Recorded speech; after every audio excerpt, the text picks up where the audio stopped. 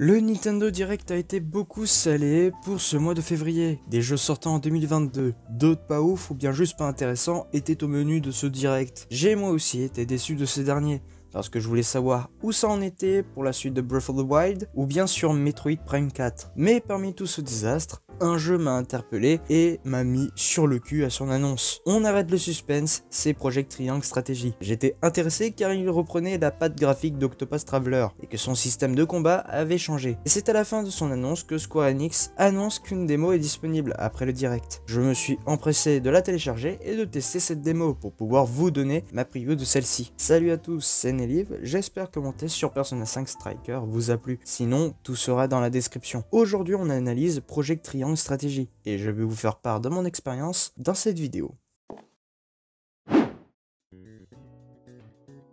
Le jeu sortira sur Switch en 2022, sans aucune date de sortie. Il se définit comme un tactical RPG qui garde des principes de combat au tour par tour, dans lequel je reviendrai. C'est Square Enix qui se charge du développement du jeu et de sa publication. Elle reprend le style graphique d'Octopath Traveler, donnant un effet maquette sur le jeu, comme si nous visitions le jeu dans un diorama. Merci à l'équipe qui s'était chargée de l'ancien épisode, de réutiliser le même moteur graphique, qui a déjà fait ses preuves. Et je pense que ce style graphique aide beaucoup au gameplay et à son utilisation.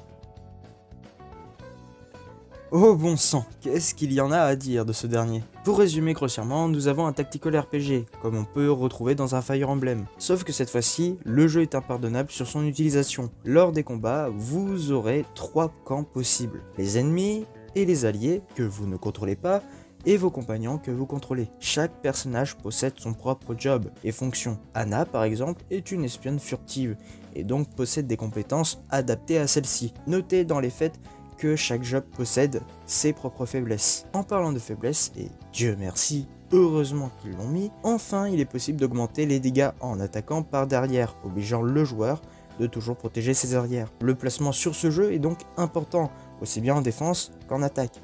Parce que oui, même en attaque, il y a aussi son lot d'importance. Si un ennemi est entre deux de vos personnages, il sera possible de combo avec lui. Le jeu marche aussi comme un tour par tour pour chaque perso. C'est donc à vous d'optimiser votre jeu en fonction du tour de l'ennemi. Dernier point que j'ai noté en combat, il est possible d'utiliser les éléments du décor pour piéger vos ennemis. Et maintenant, hors combat, ça donne quoi ? Eh bien, il y a le mode investigation qui vous donne quelques libertés à explorer afin d'obtenir des informations. Informations que vous exploiterez lors de la phase de vote afin de convertir d'autres personnages vers un autre choix. Choix qui auront une importance capitale dans lequel on reviendra. Qu'est-ce que le gameplay est riche dans son contenu? Et là où je me plaignais de Fire Emblem et de sa facilité, ici le jeu s'adresse aux hardcore gamers. Donc, notez bien que le jeu n'est pas à donner à tout le monde. Surtout les casual gamers. Avec un gameplay riche, est-ce que le scénario vaut vraiment le coup? On suit l'histoire de 3 régions dont vous êtes le duc d'une des 3 régions. Suite à un assassinat programmé depuis le début, un conflit renaîtra entre les 3 nations, celle du fer et du sel. De ce qu'on a vu du scénario, il est prenant, il est même mature dans ses propos, et ponce le sujet de rétablir la paix dans le monde au prix de plusieurs victimes. Ici, on est impliqué en tant que duc, mais aussi en tant qu'ami. Et c'est là que le choix des réponses est primordial.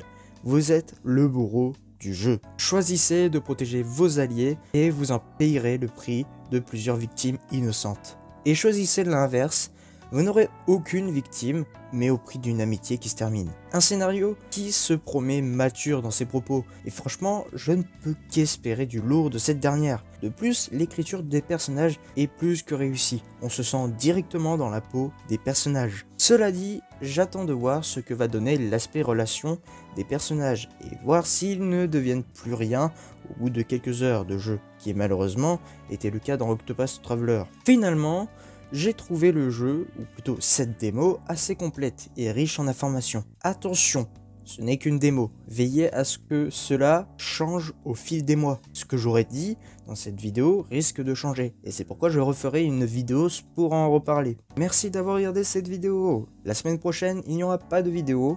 Je prends des vacances, histoire de me ressourcer dans mes études. En tout cas, merci d'avoir regardé. C'était Nelive. Ciao.